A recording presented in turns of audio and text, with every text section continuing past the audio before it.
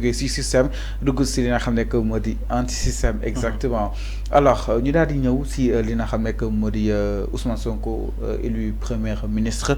aux côtés de Bassirou Diomaye Diakhar Faye la position d'Ousmane Sonko à ses côtés ban analyse nga si def. C'est quelque chose de tout à fait normal. Vous savez,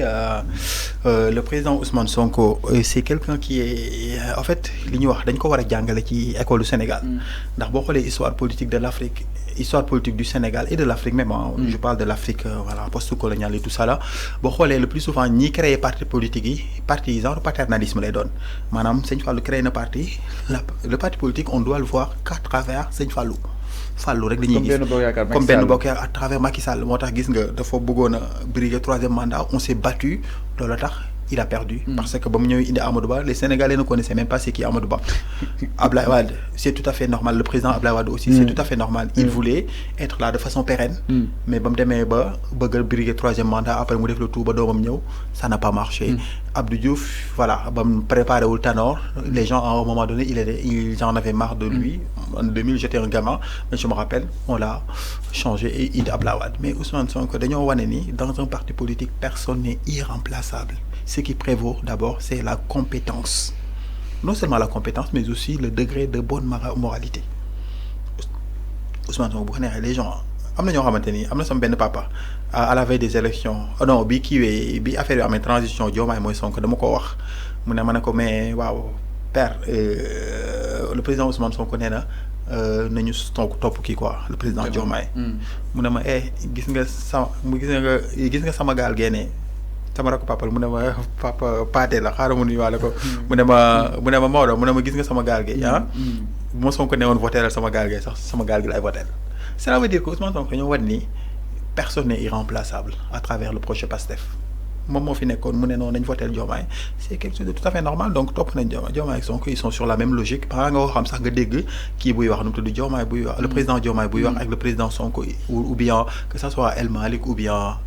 monsieur Aliou Sall ils sont tout le temps sur la même dynamique sur la même longueur d'onde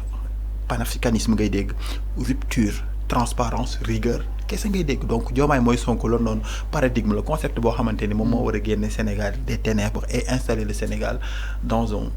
le comment ça s'appelle sur la scène internationale des pays les plus émergents et les plus dynamiques économiquement culturellement socialement à travers le monde. Alors Sonko moo gën a yanu li nga xam ne que mu di mbir yi dafa dem ba yaakaar ni que peut-être il sera comptable du bilan de Bassirou Diomaye Diakhar Faye et que c'est à travers ce bilan dont war a mën a nekk après président exactement comment l'analyser pour sauver le projet wala kon pour se baliser la voie exactement en 2029 en 2029. Alors Sëñ Fallou le problème qui se pose c'est que il y a des scénarios qui ne se présentent pas encore scénarios qui se présentent actuellement on doit focaliser toutes nos forces pour la alors oui mais manager ou bien gouverner c'est prévoir mais yéen di prévoir loolu parce que dégg naa ñu ne après Sonko day jël 2 mandats man loolu dégguma ko fenn ci yow mi laa ko déggee man mi voilà cadre Pastef la ñu jege waa Pastef la voilà canal d'information yëpp ci laa bokk damay jot ay information lépp laay jot mais loolu noonu mosuma ko dégg pour l'instant ñi ngi 2024 nous sommes en phase d'une transition boo xam ne difficile le Sénégal existe depuis 1958 1960 Sénégal benn système moo ko mës a diriger système bi il obéissait tout le temps aux étrangers au détriment des Sénégalais donc yow fi mu ne nii ñun suñu ennemi ce n'est pas seulement suñu ennemi c'est le système quand on parle du système ce n'est pas seulement le président sortant Macky Sall il y a des hommes d'affaires y am na ay kilifa aada am na ay étrangers yu nekk seen ginnaaw ñëpp ils font tout pour que le Sénégal bascule de nouveau dans ci li mu nekkoon te ñun bàyyi ñu rek pour l'instant yow tamit nga jàpp ci parce que vous êtes un Sénégalais ñu concentrer toutes nos synergies pour faire de telle sorte que Sénégal génn ci ténèbres yi mu nekk et entrer dans les lumières quoi. Voilà alors c'est clair exactement par rapport ak wàllu mel mais quand même jàpp nga ni Ousmane Sonko mën na ñëwaat présenter comme candidat comme ni ma la ko waxee rek pour l'instant nii ñun fi mu ne nii nañu concentré wu parce que ñun pouvoir taxu ñoo jóg boo xoolee alors daa am loo xam ne dafa am solo Ousmane Sonko demul ngeen yóbbu Diomaye voilà alors daa am loo xam ne dafa mais parti politique boo gis bëgg na alors dafa am lu Père Kéba Mbaye doon wax Père Kéba Mbaye nee woon na ñun africains yi lenn moo ñu sonal xam nga la moo ñu sonal nee na boo demee ci dans des pays développé le plus souvent président bu arrivé au pouvoir xam nga lu muy tal qu'est-ce qui va venir après la prochaine génération, les projets liés au développement, c'est-à-dire en l'environnement, sur le plan économique, politico-social, etc. Mais Africains, le plus souvent, à chaque fois qu'ils arrivent au pouvoir, aux prochaines élections, il faut qu'on arrête ça. Arrêtons de mais est-ce que les prochaines élections.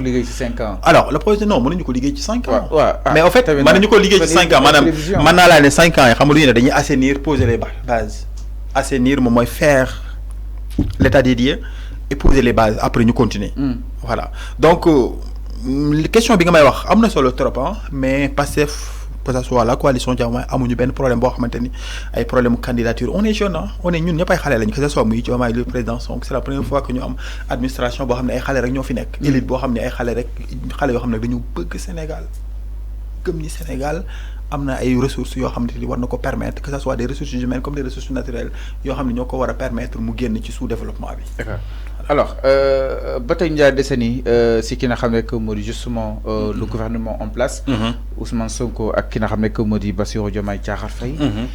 par rapport aujourd'hui ak ñoom ñaar seen ko collaboration gis neen ki nga xam ne que moo di Diomaye commencé na li nga xam ne que moo di voyage d'affaires yi am na fa nga xam ne itam mooy zone Mauritanie waaye tam fa nga xam ne itam moo di sa diwaanu Kër Gàmmi fu mu toll nii si la ñu daal di war a mën a jàpp ni ak aussi lan nga jàpp ni jamono ji mooy les urgences de l'heure ñoom fu ñu leen daal di war a gën a war a mën a miser wu pour am impact par rapport ak li nga xam ne que mu di askan parce que aussi gis neen Cheikh Diba le ministre de l'économie di prédire ay moments yu xaw a incertain fii Sénégal et tant d'autres par rapport ak 15 000 milliards yi nga xam ni itam Macky Sall bàyyi na ko fi sàllu bor. Alors premièrement visite yi dafa am solo gis nga daa am loo xamante ne dañ ko woote ñun waa Pastef te ba ñu ñëwee ci gouvernement bi léegi ñu am 1 mois te loolu ci loolu la ñuy dox. mooy rupture Fallou yow boo jóge woon je ne sais pas nga jóge fii nga toxu ci benn quartier. soo àggee traditionnellement en tant que sénégalais looy def da ngay nuyu say voisins. On est d'accord ces voisins ñaanuñu ko yàlla bu sa kër amee problème ñoom ñooy ñëw ñu sommes des Africains nous avons des valeurs bercées dans ce qu'on appelle dans le socialisme dans l'entraide la solidarité donc da ngay dugg ci kër jàmbur ñi nga xamante ni waa Njuufeen je ne sais pas waa ci seen waa Cekkeen nuyu leen ñoom ñëpp ne leen man de maay sëñ Fallou man maa ngi door a ñëw fii laa ñu man maay seen voisin ngeen ñaanal ma ngeen dalal ma jàppal baay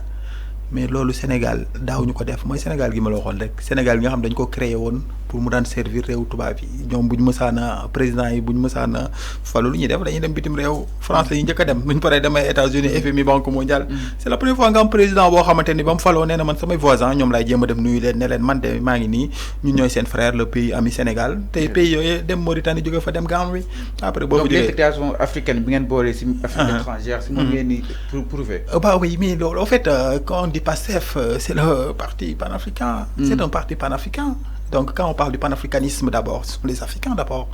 Ce sont les Guinéens qui sont nos frères, ce sont les Mauritaniens, les Maliens qui sont nos frères, ce sont les Guinéens, les Gambiens qui sont nos frères, mais pas d'autres. Donc sur le plan politique d'abord, demal nga nuyu say mbokk et suñu voisins et après bu ñu amee yeneen partenariat yoo xam ne vis-à-vis de la France, vis-à-vis des États-Unis, vis-à-vis de la Chine ou bien de la Turquie nga fay ko mais de façon respectueuse qui respecte et qui défend ce qu'on appelle mooy intérêt sénégalais yi loolu rek am solo avant le reste amul benn solo. Alors c'est clair parlons toujours li nga xam ne que moo di justement seen DPG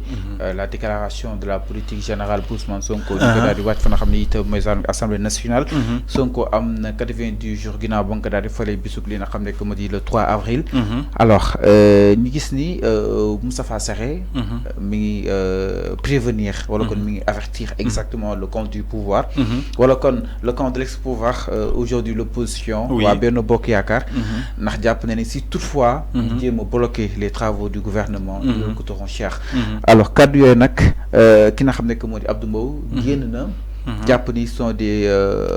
paroles très menaçantes ñoom jàpp neen kenn tënku leen si dara et que su nekkee li ñu gis doyu leen ils vont introduire justement cette motion de censure ban analyse nga daal di def par rapport aujourd'hui ak li nga xam ne que moo di motion bi su duggee est-ce que du am ay kàkkal si dina xam ne que moo di gouvernement bu Bassirou Diomaye Diakhar Faye. waaw jërëjëf sëñ Fallou question bi nga posé tamit dafa am solo on est dans une démocratie le Sénégal est dans une grande démocratie en gestation même si cette démocratie n'est pas parfaite une démocratie n'est jamais parfaite parce que quand on parle des États-Unis c'est la plus grande démocratie au monde mais il y a tout le temps des limites parce que lors de la dernière présidentielle on avait dit le président Trump avait dit que l'élection a été manipulée etc. Donc le Sénégal aussi ne déroge pas à cette règle. Alors ce qui se donc ñoom le problème qui se pose actuellement quand président sortant bi dañoo tiit leen tiital moom mooy le fait que ñu ne dañuy def donc l'état des lieux c'est-à-dire audit yi ak l'OFNAC ak IGE ñoom ñëpp def seen liggéey loolu moo leen tiital le plus souvent loolu rek la moo leen tiital moom moo tax te kan moo dirigé loolu le chef du gouvernement qui c'est qui le président Diomaye a fait confiance au président Ousmane Sonko loolu rek moo leen tiital c'est un excellent inspecteur il va inspecter pour savoir mais c'est pas une question de chasse aux sorcières boo dee def benn bâtiment fondation ngay commencer mais fondation bi actuellement nouveau régime bi moom mooy lan moom mooy nga def état des lieux xool lan lañ fi bàyyi ñu fi jógee voilà contrat yi ñu signé pour lan la mais boo xamul lan lañ fi bàyyi nga ñëw bëgg a dem à l'aveuglette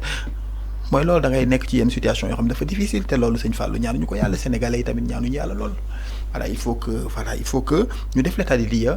voilà bu ñu defee l'état des lieux ba pare ñoom nee nañ ñi ngi déglu ñoom li ñu wax nee nañ dañuy déglu d'abord la déclaration du politique de politique générale du premier ministre voilà après ñoom ñun puisque ñoom ñoo majoritaire ndax ñoom am nañ 82 députés je crois ñun am nañ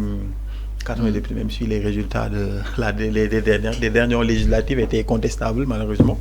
oui mais ñoom ñooy majoritaire mais cela n'empêche pas que voilà pour l'instant ñun notre marche à suivre li nga xamante ni promettre nañ ko Sénégalais yi moom mooy rupture bi mooy transition bi dinañ ko def lépp li nga xamante politique générale bi nga xamante ni le président Ousmane Sonko dina ko def politique générale boo xam ne day répondre aux exigences des Sénégalais. Mais si eux il veut s'opposer par rapport à un programme qui s'oppose. Mais su nekkee am na ñu tax a bëgg ko contrecarrer exactement changement bi nga xam ni itam si woote ngeen ko est-ce que loolu tamit du juraat beneen jafe-jafe parce que d'après les propos justement de Moustapha Sarré est-ce que tamit ton bu mu utiliser nekk benn ton menaçant si tout man ñu essayer pour destituer ce gouvernement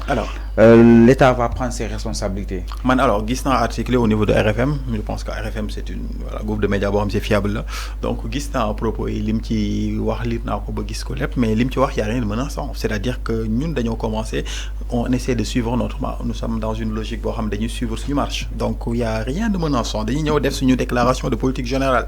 comme ni ma la ko waxee léegi rek je me répète c'est parce que je suis dans une logique boo xamante c'est risqué Maodo quoi comme sûr en fait le problème y a pas de risque il y a aucun risque actuellement ñun fi mu ne nii nous avons les mains libres on a les mains libres parce que c'est le peuple sénégalais qui nous a fait confiance. On est dans une démocratie représentative. Quand on parle de démocratie représentative, il y a le principe de la séparation des pouvoirs.